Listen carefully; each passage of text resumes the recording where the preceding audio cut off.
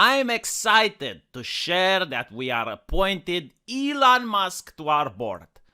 Through conversations with Elon in recent weeks, it became clear to us that he would bring great value to our board. Surely it has nothing to do with him giving truckloads of money to buy stocks. No, you just happened to speak with the man, and all of a sudden you were like, gosh darn it, I think he would be a great asset. He's both a passionate believer and intense critic of the service, which is exactly what we need on Twitter and in the boardroom to make us stronger in the long term.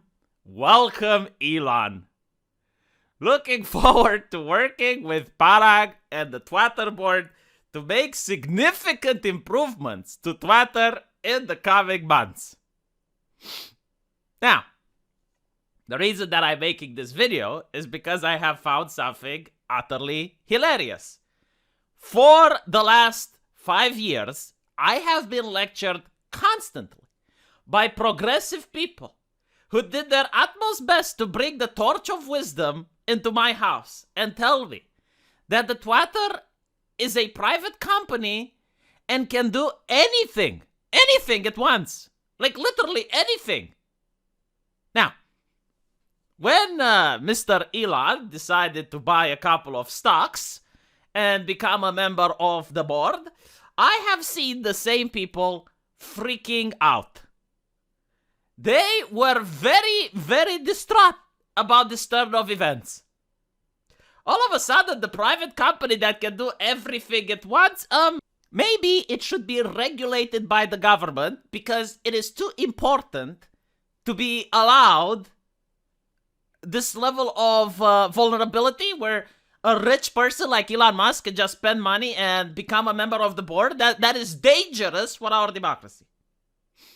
Now, I was asked for citation. Like, can you show me where have you seen this?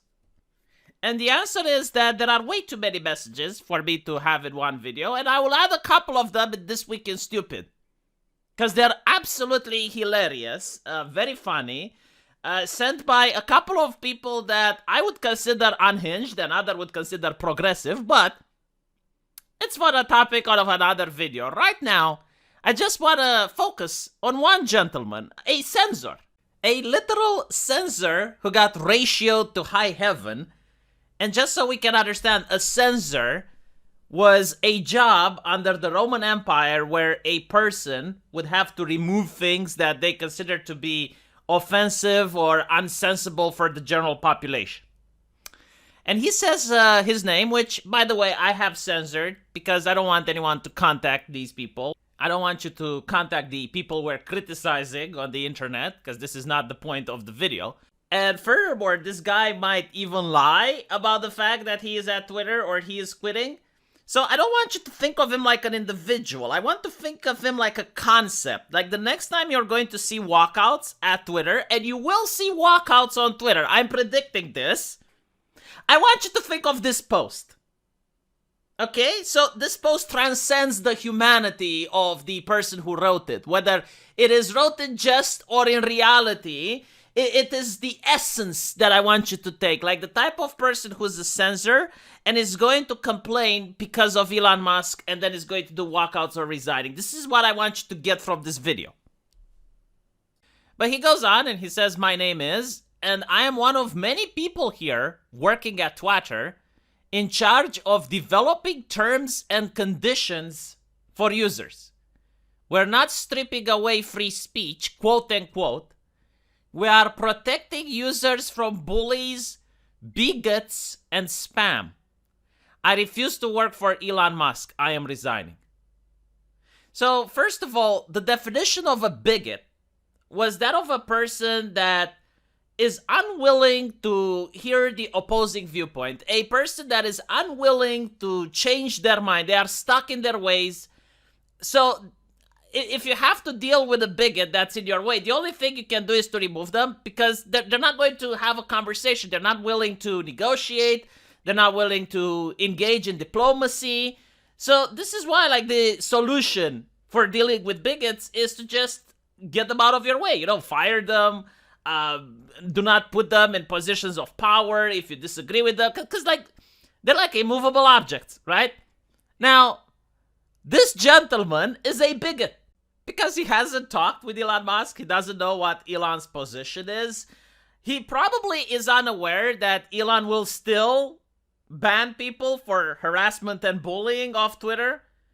But I assume he is against the thing that this guy doesn't want you to know about. Like, for example, political speech that is not bigoted, bullying, or spam, which is being banned from the platform before elections. You know, like maybe stuff like that.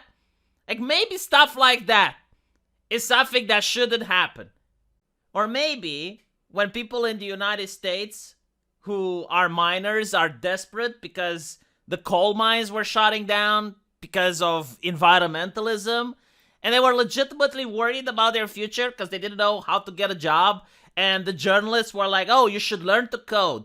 Yes, miner at the age of 35 who has done mining his entire life, learn to fucking code.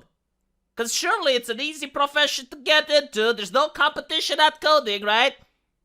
And then several years after, when journalists are getting fired, oh, if you tell them to learn to code, then you get banned from Twitter. Because that's bullying. Like, maybe we shouldn't do that. Maybe that shouldn't happen. Now, you can make the argument, well, hold on, like, Twitter is a private platform. Yes, it is. Yes, it is. And a private individual can purchase a private platform and become your boss. And now you're going to have to do what that private individual tells you to do, because it's your private platform. You asked for this, left-leaning people. You wanted this. You have said it for the last 6 years that it is a private platform. And I suppose that Elon Musk 100% agrees with you. May I remind you, he is not the government. No, he now owns the biggest share of your private platform. Now, again, I still personally don't think that many things will change. And I have made 2 videos explaining as to why. But seeing all these people rage quitting is a little bit cathartic. May I remind you that I do not appreciate these people's position and job. The internet worked fine before they came. In fact, I am willing to bet that people feel more unsafe on the internet now than they felt into the 90s. Because today, you can get your life ruined over a tweet that you said 10 years ago. There is no statute of limitations of things that you have said in the past. You can say a joke, and then you can end up getting fired even if you're the Nobel Prize winner. So is the internet really more safe with the trust and safety team? I have seen numerous cases where a group of people on Twitter have ganged up and tried to get someone else fired, tried to get someone else doxxed, and nothing was done against them. Even with people like this at the helm, making sure that we don't have bullies and bigots. So why should I care about their profession? Again, these people are unelected.